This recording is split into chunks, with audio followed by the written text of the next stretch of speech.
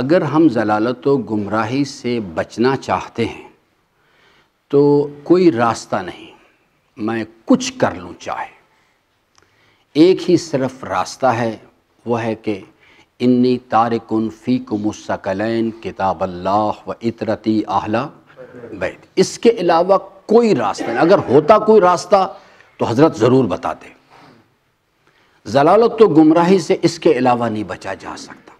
میں نے ابھی جو حضرت کا فرمان گرامی آپ کی خدمت میں عرض کیا، دیکھیے عزیزان، قرآن کریم بنیادی پیرامیٹر ہے، اور اس کے لیے یہ جو کانسیپٹ ہے کہ جناب یہ علماء کی کتاب ہے یا ائمہ کی کتاب ہے، دوسرا کوئی آدمی سے سمجھ ہی نہیں سکتا، یہ ایک بالکل غلط نظریہ ہے۔ قرآن کریم نے اپنا تعارف جو کروایا ہے وہ کچھ اس طرح سے، ھدی للناس، ھدی للمومنین و ھدی للمتقین، یہ 3 سٹیپس ہیں اس کے۔ جب ھدی للناس کی بات آتی ہے تو اس میں مراد کوئی نہ شیعہ ہے، نہ سنی ہے، نہ مسلم، نہ غیر مسلم، تمام نسل آدم۔ قرآن کریم پڑھنے کے لیے جب تو ہمیں صرف ایک چیز چاہیے، عربی آنی چاہیے۔ اگر عربی نہیں آتی تو پھر بھی اس کے قریب جایا جا سکتا ہے، آپ اس کا ترجمہ دیکھ لیں۔ وہ اگرچہ کہ اس سے یعنی اصل قرآن تو نہیں ہے وہ، لیکن بہرحال اس سے قریب تر ہے، اس کو دیکھیں۔ پہلا قرآن پڑھنا، دوسرا ہے قرآن سمجھنا۔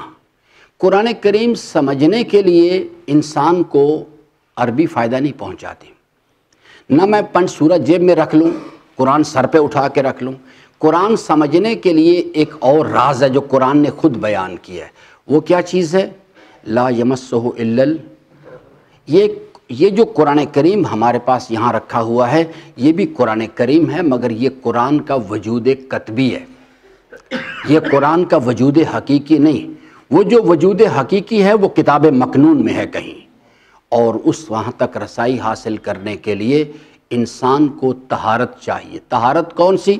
اس لباس کی نہیں، باطن کی طہارت۔ انما یرید اللہ لیذھب عنکم الرجس اہل البیت ویطہرکم تطہیرا۔ درود پڑھیں حضرت کے۔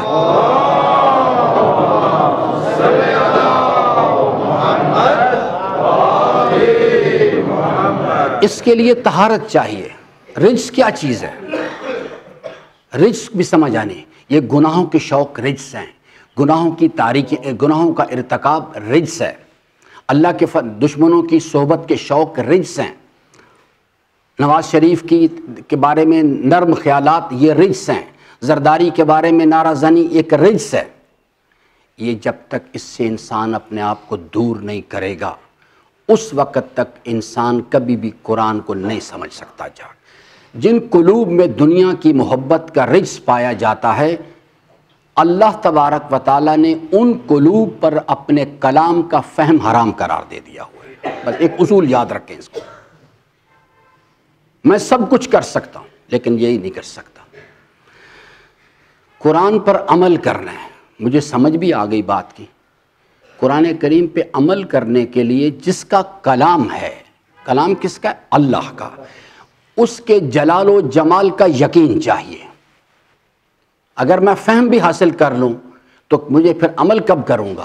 جب مجھے صاحب کلام جو ہے، جو متکلم ہے، اس کے جلال و جمال کا، اول الدین معرفتہ، اول العلم معرفت الجبار، اس کے جلال و جمال کا، اس کے حضور کا یقین میرے پاس آئے گا، ورنہ دنیا کی کوئی طاقت اللہ کے یعنی حضرت انسان سے اللہ کی فرما برداری نہیں کرا سکتی۔ تو اس لیے اس کو دقت کریں۔